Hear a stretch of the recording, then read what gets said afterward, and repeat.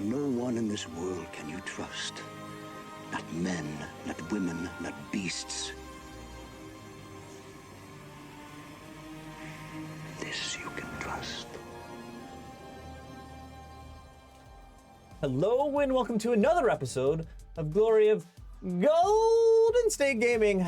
I'm your host, Swamp Swimmer, and with me as always, the Jean-Luc Picard to my Commander Riker, Vespacian. Yes. How did it take us so long to get there? I gotta say, man, on the enthusiasm scale, that Glory of Golden State Gaming was middle of the road. There was like a solid end of it. calling me out. I didn't mean it. I'm sorry. It's been a long weekend. It's been a long week. I'm a tired man. Yeah. But anyway, why I chose Jean-Luc Picard and Commander Riker is recently I picked up like Star Trek. We all love it. I watched it as a kid, but I'm not like I'm not like a Trekkie, if you want to call myself that. But I picked up Below Decks, which is the new Star Trek show that's like animated and it's like comedic and funny. The Family Guy, right? Yeah. I don't know if it's the same Family Guy creator, but anyway, it was really good. It's really good. I really enjoyed it. So because of that, I picked up the newest actual show, which is Strange New Worlds, and I'm really enjoying that also. Okay. What platform is that on? Whatever the that's on CBS. ABC, CBS All Access or whatever it's called now, Paramount Plus. I don't know, something like that. Okay. Man, it's like, so like my knowledge of Star Trek stuff is like I know who Q is from the Next Generation, and like the animated show had like just chocked full of funny references. It was just really good. It was funny. And then I read a like some news article that the voice actors from Below Decks are going to do a cameo in Strange New Worlds as themselves, but in live action. I'm like, oh, this is... Anyway, I'm refreshingly back into Star Trek for a hot minute here. What is your level of interest in Star Trek? I love Star Trek. Honestly, I've probably watched TNG and DS9 like probably like 3 times each. Yeah, I'm in all the movies and everything like that. But I did run into like the only thing that I would watch on Paramount Plus is Star Trek, and I just feel like that paywall is a little bit too high for me to climb right now. I mean, I hate this thing where they're like cutting every single property up into a different platform and then charging you $X.99 a month to watch it. It's like, because I was legitimately excited about Picard, right, as a show, and I never picked it up because of that. So I guess someday I'll have to like rent it and binge watch it for a month or something. Yeah. I don't know. So what I noticed through Amazon Prime, the reason I watched the first 3 or 4 episodes of Strange New Worlds on Amazon Prime because there was some sort of free access situation that I got to it. Okay. But I know for at least if you sign up for it, you'll get a 7-day free trial. So if you want to sign up and binge watch for 7 days and then cancel it, that's an idea. Give it a shot. Okay. No, it's good looking out. I do wanna get back into it. I love the it's IP so good. and the original. Amazing. Yeah. It's so good. Yeah. And it's like it's the one science fiction show that's not dystopian. That's like not everything is horrible, but like humanity actually comes to some sort of like goodness in the future. And I was like, I like it. That's kind of refreshing. It gives me hope. It gives me hope. I probably half of why I like to watch it, because it's like escapism, but in a positive way. Yeah. But we are here for a battle report. Oh, hold on. There we go. We're here for a battle report. We are on to Vespacian's round 5 game of Silicon Hammer 2023 in San Jose, California. This is an exciting game because as we were going through the battle reports, I didn't really realize your position, how close you were to the top table, and this is actually an intense game. We'll see. We'll get into it. But You get paired into some Highborn on Highborn action. Good old Micah. Yeah. But very different lists, which is cool. So yeah, we'll get there. Micah's a great player. It's still marching columns break through, and the special scenario situation is there's a one piece of ruins terrain that's going to stretch across the whole table, dividing the table in half. Let's see here. Yeah, I brought this picture up. So this is the standing going into round 5. Micah's in his first spot here, but he has already played James earlier in the tournament. So you get paired, being in 3rd place, into the top table. Essentially, you're on table 1, but you're in 3rd place, and you're behind him by 7 battle points. So roughly, you need to score a 14 or more to overtake him. Yeah. And then James has to not do well also, and then you're in. So there's a strong possibility here. Yeah, all to play for, but very much need a big win because, like a little win would keep, Micah ahead of me, and James very dangerous, with 4 battle point advantage already on me. So yeah. So we'll see here. If you are interested in Vespacian's list, please click the link right above my head. It'll take you to the round 1 video where we go over his list in a little more detail. But let's see what Micah brought. Okay, so he's got the High Prince on the Ancient Dragon. Woo, Super Dex, Wizard King, Obsidian Rock. It's a classic combo, 945 points.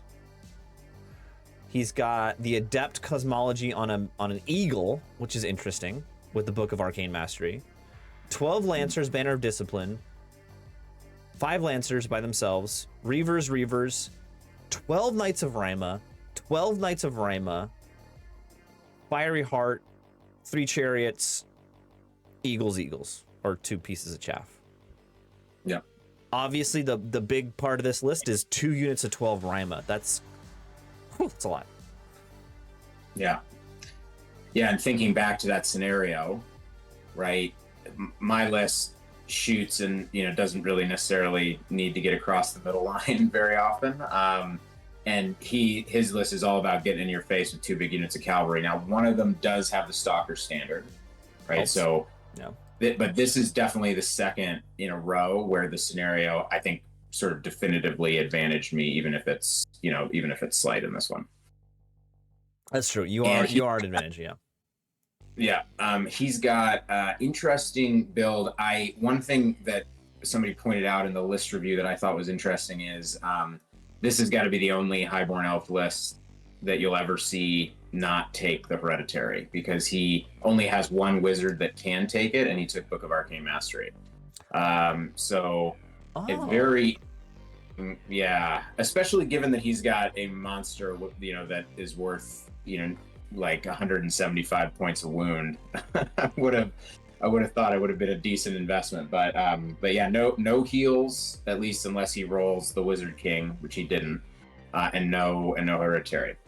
That's interesting. I didn't think about that. Yeah, I mean, the Hereditary is so good with that Ancient Dragon, just so good. Yeah, and high point value Knights are great with the Hereditary also. Yeah, exactly. Yeah.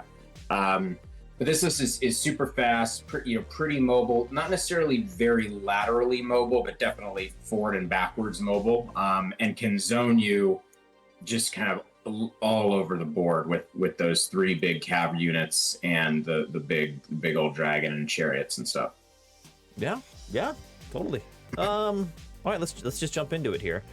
Let's see here. Oh no, this is your little pregame analysis. Drop Ravens, what is that?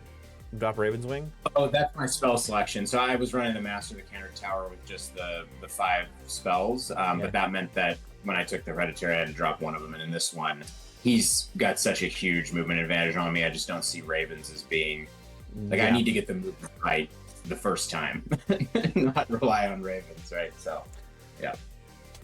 All right, so this is marked deployment. Yeah, so marching columns. His army, although it has a lot of dead drops, is pretty small, and so he with his deployment, he started and you can kind of see started over on the right hand side. I lost the roll for sides, or some might say won it, and got to go first. Although breakthrough is one of those scenarios where I don't mind going second because you kind of get that unopposed opportunity to push into the zone. But I basically, as soon as I could, I deployed from left to right. As soon as I could, I dropped everything to go first. And what you don't see out of arc over on the left is my Reavers and my Lancers. My reasoning was he has these big units that are really, really hard to get. There's kind of a small little gap by that house on the left. Yeah. And so I reasoned that I could kind of keep those units over there and threaten his ability to push forward because he needs to stop me from getting around his flank, basically. Mm-hmm. So I had them over there. Otherwise, I dropped pretty centrally. And there's one more bolt thrower out of arc over on the right. Over on the right somewhere, yeah. Okay. Yeah. And I put that there to try to guard that side. You know, he's got no BSB. Although he has the big dragon, he has no BSB, so panic checks, things like that, can be very viable if his forces are spread, basically. So, and then he did something that I didn't expect. He dropped heavily into that zone over on my left, and kind of like I felt boxed himself in a little bit. Now, admittedly, I've got that house there. So it means that I can't bring a lot of force concentration on him. But I just looking at this, like, I don't understand where those Rymanites are supposed to go. So, they've kind of boxed themselves up a bit. So, that was deployment. I can give you the left, right. So my left to right, you got the Lancers, the Reavers over on the left. You got the Archers, the Reaver Chariots, the Frost Phoenix. The two bolt throwers are kind of towed into the forest there. Oh, excuse me, those are my Reavers. I guess it must just be the Lancers over the left, my fault. Yeah, I think it's just the Lancers. Yeah, Reavers in the center there. You've got the Nova Griff, the Lion Chariot Prince, and then the 2 units of Sea Guard. The one in the middle has the Massacranic Tower. The Fire Phoenix behind them, you can just see the base. I took the guy off, and then, as I said, the bolt thrower on the right. And then for him, he's got... It's a little hard for me to see based on where I am. Yeah, there we go. So his left to right, he's basically got the small unit of Lancers and the small unit of Reavers. And then he's got the 2 big Rymanite units. He's got the Reaver Chariots in the back. The big dragon is the green one. The small dragon is the initiate is the red one. And then he's got a big unit of Reavers there. The big unit of Lancers over on the right, and then the 2 fur of Eagles over on the right as well. So, okay. Yeah. Excellent. This is bottom 1 movement. Yeah, so basically, so I move. You can see my movement. I basically did what I was planning to do with the Lancers over on the left, just kept them over there to threaten that breakthrough in the late game. The Archers moved up, but out of charge range. Reaver Chariots moved up, same thing, out of charge range. And then the Reavers are just, sitting behind the Reaver Chariots so that they can be ready for that all-important turn that will inevitably come. And then otherwise, I pushed up pretty aggressively onto the hill. My Sea Guard are actually up on the hill. It's just they wouldn't balance there. You can see the master kind of represent the corner. And basically, between my 2 characters and my Frost Phoenix, I felt like, and my Reaver Chariots, I felt like I was really zoning his options because he had boxed himself in the corner there. And then I was using my 1 unit of Sea Guard and my Flame Phoenix, which you can see the arrow I'm using to represent its facing sort of towards those Lancers and Eagles over there. So, and now you can see his reaction. He did something a little bit strange, and you'll see what happens there. He put his Reavers out, the big unit of Reavers out in a big long line. Now, that does chaff my Huntsman Prince so that I can't get into his dragon, but if he stands there, I can just overrun into the dragon. So I didn't really get exactly what he's doing there. And then the other thing was that we kind of measured this after, and he had not left a flee path for them. So that means if I charge them, they're dead, either from the combat or from fleeing, right? So I that one was a little bit curious to me. Otherwise, he brings out his initiate. Essentially, I shot at the initiate with my bolt throwers round one. I think I maybe did a wound. Nothing. Yeah, I think I see one wound counter here. Yeah. Yeah. That thing goes down to a soft breeze at range, basically. So I was just going to work on it all game, essentially, and then he's using one counterpoint of this ruins is he's using the ruins as essentially like a massive line of hard cover for his units. Yeah. Which is kind of tough. Like I remember when I was thinking about this match, I was like, bolt throwers going to the Rymanites all turn every turn, but it's hard when they're at minus. Yeah, when they're sitting in the ruins at -2 to hit, like that shuts you down pretty hard. Yeah, so this is his movement, and so I think you get mine next. What? Yeah, I believe, or is it? You get mine next. This is your turn 2 movement. Yeah. So what do? I charge with the Huntsman Prince into those Reavers because, from my perspective, if either one of those is a win for me, I either get rid of the Reavers or I get an overrun into the combat that I want with the Huntsman, and the Reavers flee, and then. Unfortunately for Micah, the cost of not having a BSB rears its ugly head, and he loses the Reaver chariots as well. That's rough. Yeah, so in the matchup, not terribly important units overall, but obviously a decent whack of points and stuff that I don't have to deal with anymore. And it does enable me to get my Frost Phoenix out of line of sight of his ancient dragon, and what was being covered by the Reaver chariots now is essentially open space for me. So Frost Phoenix in a pretty dangerous spot there. He can bring that initiate in all day long. I'll take that combat. That thing sucks in combat. Otherwise, I moved my archers up, basically hoping to just bait a charge from something because I've got fleet paths in lots of different directions. The archers don't have phenomenal targets in this matchup aside from like plinking a wounded dragon or something. And then the Griffin just adjusts to make sure everybody's within the bubble, and that he can't get charged by the ancient dragon. And essentially, I feel pretty good. It looks like I took maybe from an ice and fire or something. It looks like I took a couple wounds on the Huntsman Prince. I see that, yeah. Maybe. Yeah, so I think I start working on healing him this turn, bring back a wound. And you can also see, it's a little hard to see, but my Flame Phoenix is sort of up there next to his pile of magic cards. Yeah.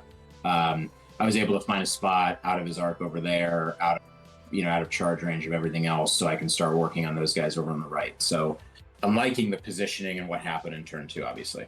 Yeah, definitely. Next pick here is bottom of 4. So a lot of stuff has happened. Yeah, and apologies for the big jump here. I think we can allow. Yeah. It's okay. This was table 1, round 5. It was time to concentrate. So no one's judging you here. Fair enough. Although I will say, I did it one day and I tried the trick of leaving my phone on the magic card deck, and it was 100% perfect. I didn't miss a single shot. Nice. So there you go. Something to look forward to. But anyways, if you take us back, I can give you an impression of what happens here. So in his turn, he charges the Frosty with the initiate. He doesn't really have an option, right? He needs to pin that model down. But I think at this point I may have tagged a second wound on it, so feeling good about that combat. This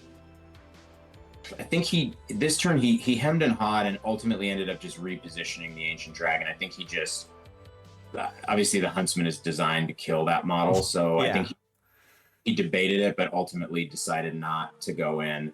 And he adjusted into quite a smart position where he could charge the Frosty in the next turn, regardless of where I maneuvered, and then also was zoning my Flame Phoenix from just harassing that unit, those units over on the right-hand side, right? So he found kind of a nice little spot. It covered a couple of different angles, but what it didn't do was essentially protect the center, right? So that basically your cursor is right there.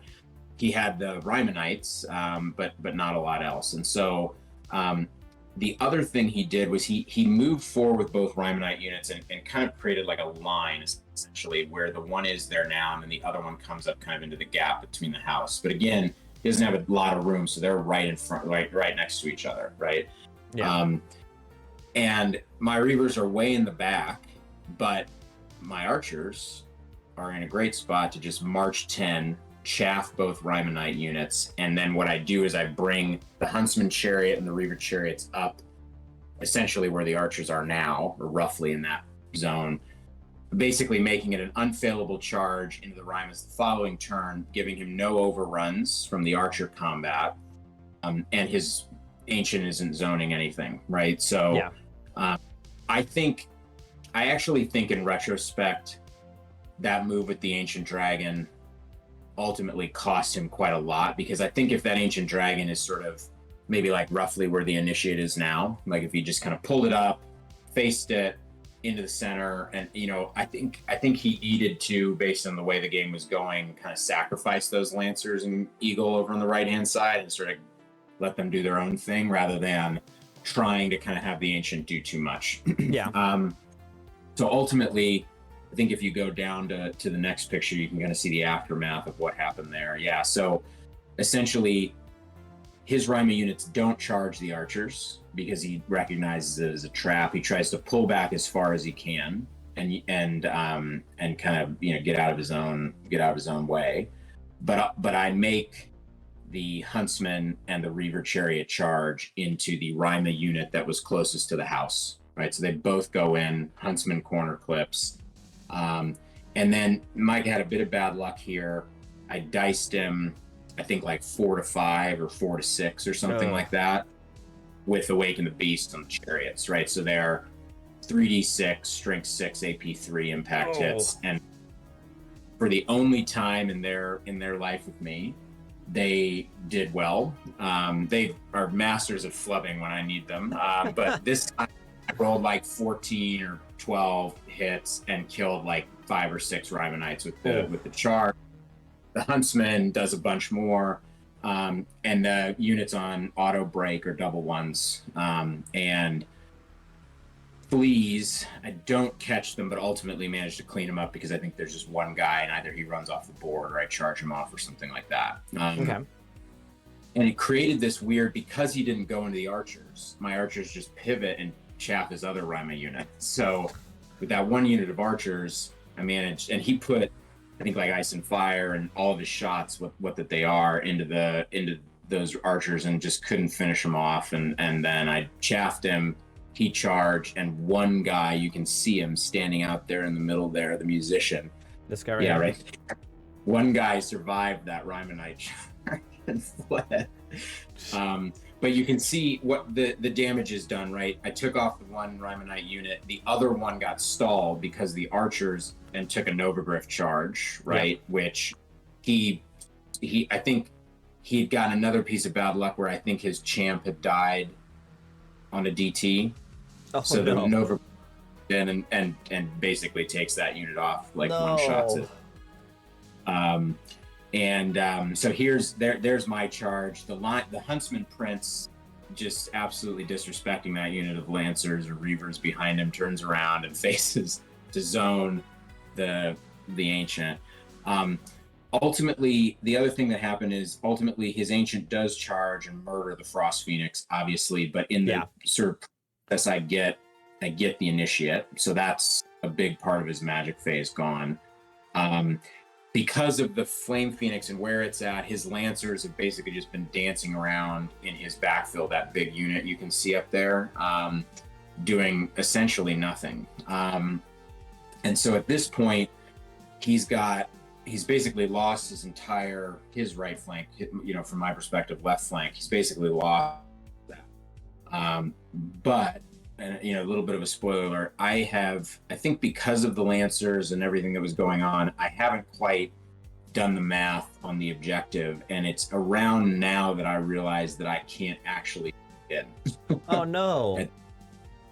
But the good news is that neither can he, so we're looking at a drawn objective, right? Okay. And I'm starting to do the math, and the truth is that with both the Rymanites gone, the Reaver Chariots, his mages, the Eagles, his chaff, all this stuff, I actually am in that like 15-ish zone to be where I needed to be.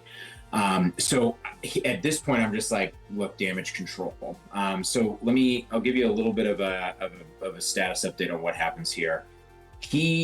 I set this up because I'm kind of trying to swing for the fences a little bit to see if I can just create some more comfort. I push up that Seaguard unit that has the Master of the Kranich Tower in it, the blue one in there. Yeah.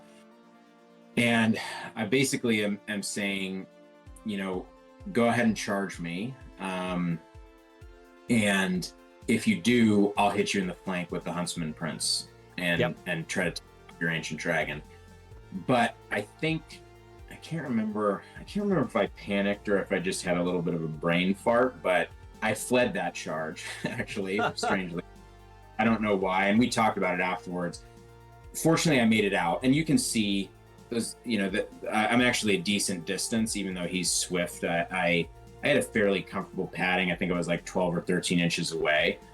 But that was a risky move. I probably shouldn't have done that. I should have stuck and just hoped for the best on the Discipline 9 panic. But ultimately, I didn't get punished for that. But Micah did, because he takes that charge. I think the dragon, because I'd started shooting at it with bolt throwers and lashes and stuff just for lack of stuff to do. That dragon has taken a few wounds at this point, maybe like 2 or 3. And then he goes, and in the failed charge, he hits the ruins. Oh, no. And rolls a 111 on the DT. And that was, completely ridiculous. I think I had what I needed already, but then that basically gave me in turn 6, the dragon sitting out in the open with like 1 or 2 wounds left, I want to say. And I think I fail a ridiculously low charge with my huntsman into his dragon. So could have taken him off that way, right? But then the bolt throwers and the lash managed to finish him off anyway. So in the bottom or top of 6, I get the 1,000-point Ancient Dragon General Law, and that's basically. I think there might be one more picture just before that happened. There's him.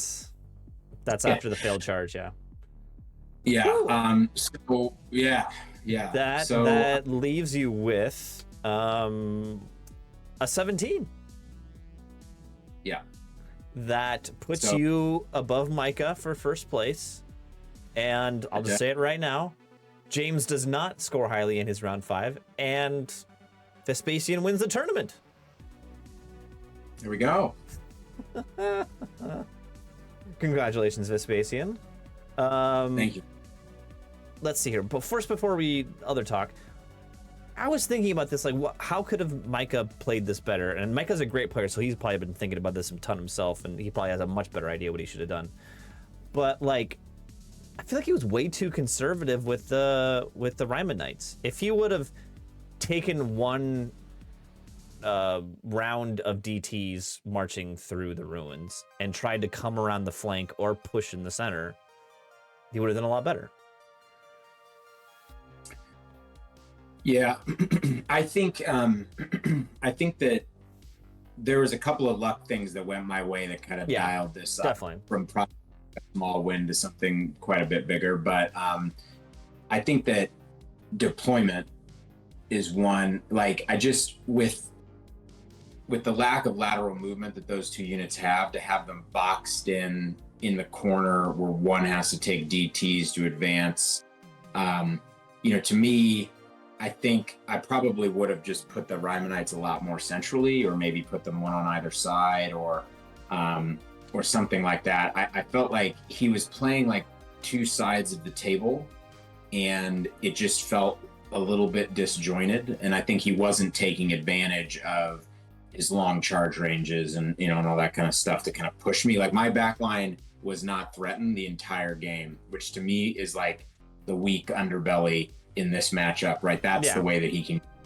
He can just start rolling up. Yeah, rolling up he gets a good solid unit in your backfield, and he can start rolling.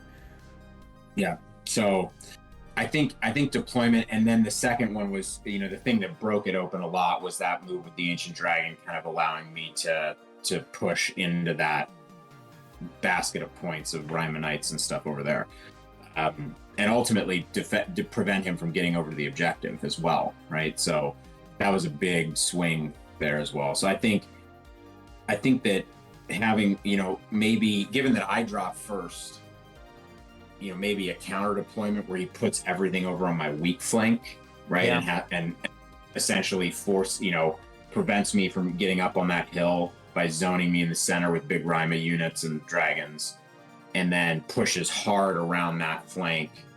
I think that might have been the better deployment, and like given more options. Here, I think, I guess maybe he was just banking on like a big long charge from a Rima unit going off and just changing the game, and it just didn't materialize. Yeah, I think and looking at it now, I think he chose not to deploy on that side because of this hill, this big hill that's going to block his line of sight for charges, and you can just hide units behind the hill. I think that's maybe why he did it. Yeah, that's true, but like, look at where my bull throwers are. Then I'm not shooting him, and I can't go up the hill if I'm going to take a Rima charge. I mean, almost nothing in my army can take a Rima charge, basically. That's true. So, I mean, I agree with that, but I think that also you got to think about it from his perspective. He's up like 6 or 7 points, right? He just needs to not lose big. True. Yeah. He was probably playing very conservatively. Yeah, I don't know. Yeah. But I mean, Mike was a great player. He made a lot of excellent tactical decisions here, and I think that, you know, he paid with some bad luck on some things that could have very easily been very stable, like a 10 discipline roll going the other way. Just a lot of things kind of gave me options. So yeah, but great game. Always good to play Micah. Great player. Congratulations. Yeah, but wait, am I right? Did you win best overall, or did you win just best general? Yeah, so I had the most battle points by a pretty big margin. I think I was like 77 or something like that. But the TOs gave points, a pretty healthy amount of points for best sports, essentially vote. And so Henry, who was like double digits behind me in battle, actually passed me for the best overall because he got a couple of best votes. So, you know, kudos to him. He also brought an absolutely gorgeous army, right? So, you know, I probably would have voted the same if I had played him. Yeah, I mean, honestly, like I've always, as much as I enjoy fielding a good-looking army and having enjoyable games, like I was really very happy to get the highest battle. So yeah. Fair enough. So you said you played in a one-day tournament, and then is the next large tournament for you ETC? It is. Yeah, I will. As we're talking now, in exactly 2 weeks, I will be in a plane flying to Amsterdam. Whoa. And in the one day, and of course in ETC, you're playing Highborn, right? I am. Yeah. It's a similar list to this. Some tweaks. I mean, it's all public now, so some tweaks. I went with a Cosmo Master over the Master of the Kranic Tower, and I've been really like the Flame Phoenixes, so I've changed the Frosty to a second Flame Phoenix. Otherwise, it's pretty much roughly the same. A couple of tweaks here and there on character builds and stuff. So yeah, looking forward to it. Sweet. Yeah, so those will be the next reports. I'm kind of out of action for a while with my kid on the way, and I do have the Wicked 5 games with. Right? I mean, I don't know that we've talked about that. Yeah, I'm having my wife and I are having a kid. Woohoo! So I will probably be out of playing tournaments for a while, but this channel's still gonna go. We're still gonna do Vespacian reports. I'm still gonna probably get some maybe some one-day tournaments, or maybe some just playing online. But yeah, congratulations again, Vespacian, and we'll see what comes around the corner next. Please like and subscribe, and we'll see you the next one. Thanks, everybody.